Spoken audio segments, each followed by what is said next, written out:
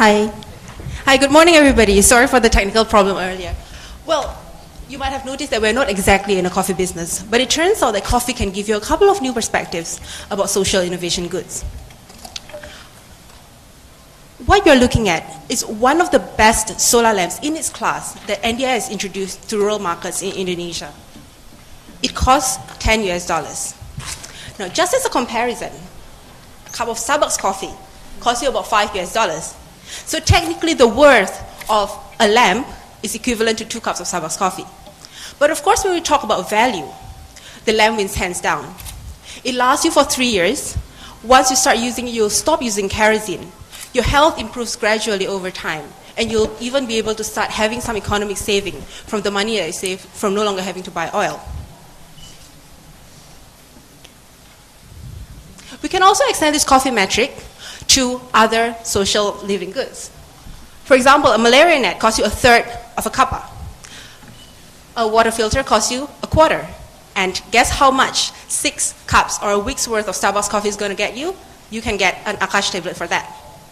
Now, if you were to talk to somebody 5 years ago that you have a high-performing, durable, solar-powered lamp for the cost of 2 cups of coffee, they'll probably drag you somewhere and lock you up somewhere. The idea itself was simply unthinkable.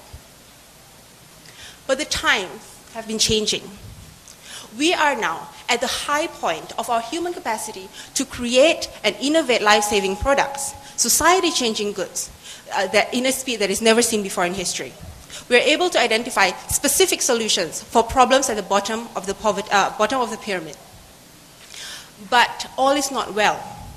The largest country, in fact, in the region, 2 out of 5 people are still living in darkness because they have no access to electricity. So the fundamental question they want to address here is really why? Why is it that despite all these wonderful solutions, wonderful innovations, people are still living, their lives are not even improved, even with the solutions that exist? Now, NDI has been out there in the field for about 2 years, mulling over this question, and we thought maybe we have come to an answer for this. It turns out that the problem of poverty is closely linked to the problem of access. Physical and financial access. It is not that there's no solution to poverty, but these solutions are not reaching places that require them. These solutions, by the time they reach these places, they might get expensive and people cannot afford them anymore. So what can we do? Here's NDI's answer. We strongly believe that any solution to poverty must be closely linked to job creation and putting women at the forefront of these efforts.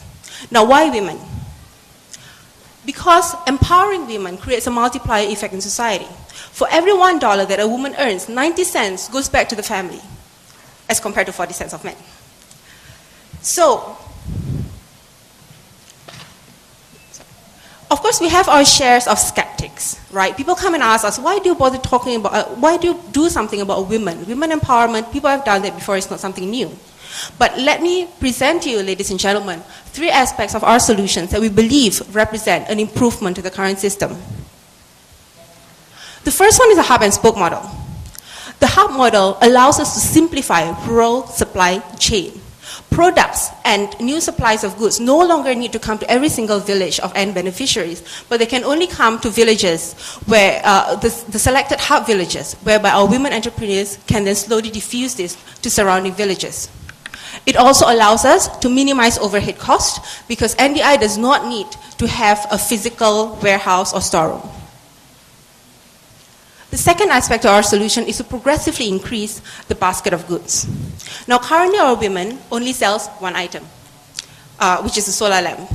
But slowly we want to introduce other products into this basket, including health-related products, technological products, and we also want to mix in FMCG products. Now, you might wonder, why FMCG?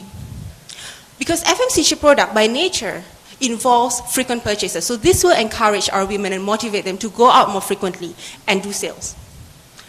Also, over time, as we scale up, as we reach scale, we are going to enjoy bulk purchase savings. And this is actually important for us because we want our women to have that competitive advantage by selling something slightly below the market rate. And this is the third of our solution, and also one is the one that we are most excited about, which is the creation of a mobile platform, an end-to-end mobile platform system. We want to call this MNDI. And this is how it works. Right. So, firstly, it allows us to monitor operations. It also allows us to track sales on this regard. So when our women entrepreneurs contact us directly through mobile, they are able to record their sales into a central database, and sales patterns can then be tracked from here. Doing this tracking in this manner allows us to save on time and cost. The second part is that it also allows us to have a more direct customer engagement and offer promotion in airtime transfer. Imagine this scenario. The rural woman, the women entrepreneur, will reach out to everybody in her social circle and offer a referral system. For every successful referral and every sales that is done, the referrer will get a reward of $1 worth of airtime. And over time, this is going to push and broaden our outreach as well as sales. Now, the last aspect is related to market intelligence. Over time, as the mobile database grows, we are going to have a more comprehensive information and database of customer profiles as well as sales patterns. This is going to be useful for NDI because we are going to be able to tighten and fine-tune our inventory list. Also, the database will be valuable to companies who wish to understand more about the patterns in the bottom of the pyramid. And this can then become a secondary source of revenue for NDI. So, this is how it all comes together. Let's start with a rural woman who joins NDI for a training module, right? They go through the training program with us, and they're going to start a new business on their own with high social impact goods. Their performance is tracked through MNDI so that we can understand whenever they have problems, whenever they face difficulties in the field, and we see whether they're inactive. We are then going to be able to provide the necessary interference to help them out with it. From her own perspective, she's going to be able to have a steady stream of income, 90% of which will be reinvested back to her family, improving the standard of living. Not only that, the children will now have a role model to look up for. This is very important because now they have a mother who has a successful, meaningful business that benefits greatly so many other people. The women themselves, of course, we want them to be more confident. We want them to feel empowered by this opportunity previously denied to them. Now, the great thing about our project is that it is easily measurable. The impact is very easily measurable with 3 key measures: the number of women that is trained, the earnings of each woman, and the number of clients that are reached out. So far, what we have done to date is to train 14 women entrepreneurs who have reached out to 1,400 individuals with a solar lamp. In 2018, that is 5 years from now, we want to be able to reach out to 1,000 women entrepreneurs and train them to reach out further to 200,000 individuals with solar lamps and other social living goods. But we cannot do this by ourselves. In order to reach this goal, we need your support in providing growth capital. We are looking at $500,000 over 3 years to cover up the startup costs as well as operating expenditures. By 2017, we expect to start seeing a net profit, and we will then be open to receiving funding from venture philanthropists. Now, ladies and gentlemen, yesterday we celebrated International Women's Day. Today, every one of us, every single one of us in this room, have the chance to build on this momentum, further, and be part of something bigger than ourselves. We can empower women. We can change gender norms for the better. We can improve the lives of rural poor. But to begin that, we need to make that leap in imagination, or we will lose the sight and excitement of what is possible. Thank you.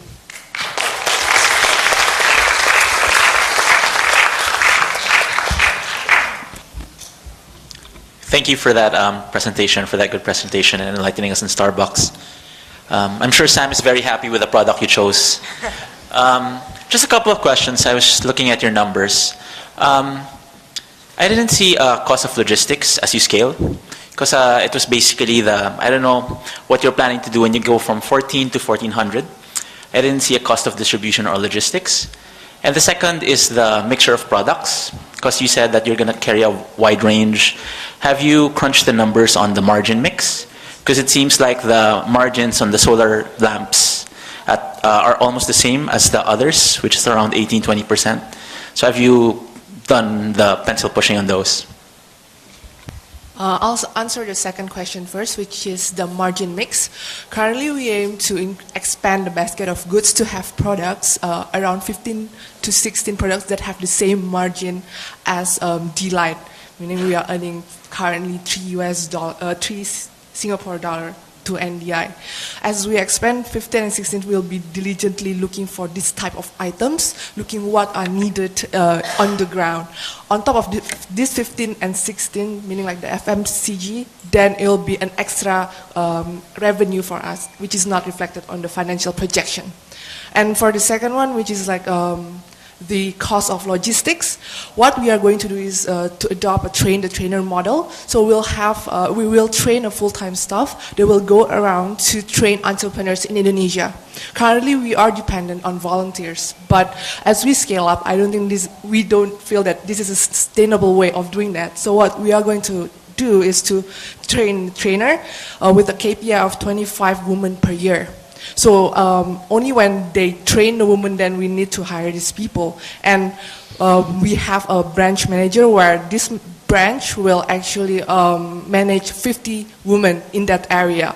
So in that sense, we do adopt the hub and spoke where the operations are centralized. For warehousing, we try to adopt the just-in-time model. Currently, that's what we do with Delight.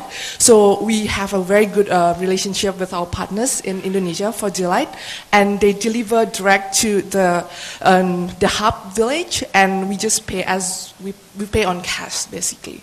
So as we grow, we already incorporate the cost of warehouse. It's there in the projection, but we foresee that it'll be higher, but we don't foresee that we will need a huge warehouse because the model that we adopt is a micro business where we have like around 25 hub villages in the island.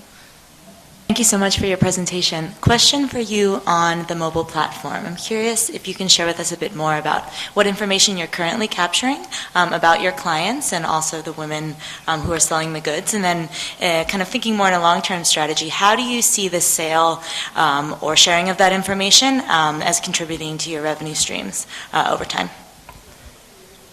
Currently, we are developing this mobile platform, and why we are developing this now is because of our observations in the field. It takes a lot of work and time to control the accuracy of the paper records. It costs a lot of time and effort. And as we did research, we realized that 99% of the women in our villages are using mobile platform systems, mobile SMS. We are now looking at this open source platform system called Frontline SMS. The source code is free. We are working on that. We are hiring a developer. They just need to customize the code. In terms of what we are looking at in terms of the database, sales tracking. Each time a woman sells the lamb, they will actually SMS us the information plus the serial number. It's then captured on a centralized database with their names. Over time, you will see a sales pattern that is being captured. For example, in Indonesia, there are certain months in which there is a fluctuation in sale, there's a spike in sale. This takes place during the fasting period. And eventually, as we build out a mobile database, we hope that the value of this database is really about how international organizations like ADB or United Nations or even mid-sized companies who wants to engage people at the rural areas, they can actually do simple sales promotions. Say that here is a promotion for you, you buy this within a period of time, you get $1 of airtime transfer. So that is the next stage, but in the first stage is actually to do more of a inventory housekeeping to save us time and cost, and to make sure that our sales record are 100% accurate. How does your product choice impact your brand strategy? Okay, currently, our brand strategy is actually one item. Hence, our marketing strategy is based on bringing lights to life. But as we expand, we'll actually tweak the branding so that it's more expensive in nature. And we believe that this can be done. In fact, for our first 8 women that we trained 1 year ago, we are already introducing a basket of goods. We brought in hand sanitizer, we brought in a children educational comic. It didn't compromise the brand because the women have built a trusted networks of of clients around the islands. So it's just a matter of controlling the branding system. Even when we expand the range of goods, we are not expanding into purely commercial items. It will still be thematically social impact items along the same as Delight. So it will be malaria nets, for example. It will be water filters. It will be maybe high-yielding seeds. So the branding is still the same, which basically means these women are out there bringing meaningful social items to communities around them. It will not be things like Coca-Cola or all those cigarettes. It will be very, very high impact social items. It seems to me that to get to your 200,000 individuals, you need 1,000 very strong women entrepreneurs. So I'm curious about how you want to expand, like you mentioned, like how you train the trainers, but I'm also curious about the kind of criteria you're looking for. Like what in the 14 women entrepreneurs are you seeing that you think will be effective for the other 1,000 women entrepreneurs to have? That's a good question, and this is based on what we have noticed in our fieldwork. All the person in NDI that is holding management position are actually did the groundwork. So we build up knowledge on the ground, and realize that there is definitely an attrition rate. When we say that we want to treat 1,000 women, there will be attrition. So we have to train more over time. But we notice that those who are really, really good, the women that are really, really good, are people who are really interested to have that opportunity to earn an income. And these are the women who have been staying with us for the last 1.5 years. They really believe in the cause. Secondly, they need not have prior business experience. In fact, ironically, our most successful entrepreneur right now have zero experience prior to this. And I find amazing. She was featured in the video earlier. Yeah. Thirdly, is really the capacity to want to learn. And this can only be seen after a while. We will make mistakes definitely when we are training women because it's a very, very difficult thing. But over time, we will be able to see who are the ones who are more committed and who the ones are not. Usually, the ones who tend to drop out are those who feel that I have enough income, I am not going to move ahead.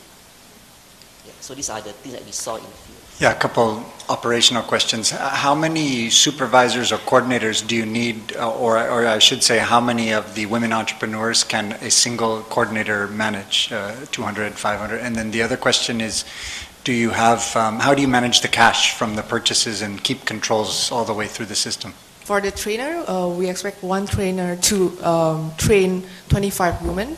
And for the coordinator, we do have like a branch manager and inventory coordinator, meaning like one branch manager will handle 50 women, not in terms of training, but to monitor their performance, keep them motivated, and then do the refresher courses. And then for inventory management, we feel that currently we have 14 women in 2 hub villages, and we don't have inventory coordinator, meaning like we monitor ourselves because the scale is limited.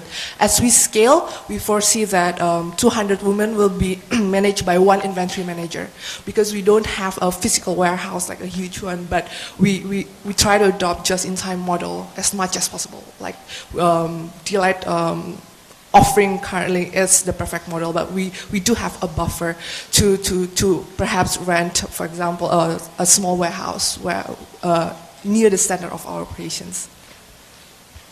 Of course, just to add on that, the warehouse is not a compulsory thing for us because we want to minimize overhead costs. But just to refer back to your original question about managing the cash and how do you keep track of it, we actually call the inventory coordinator, our coordinators there, every week, and every month we visit the place.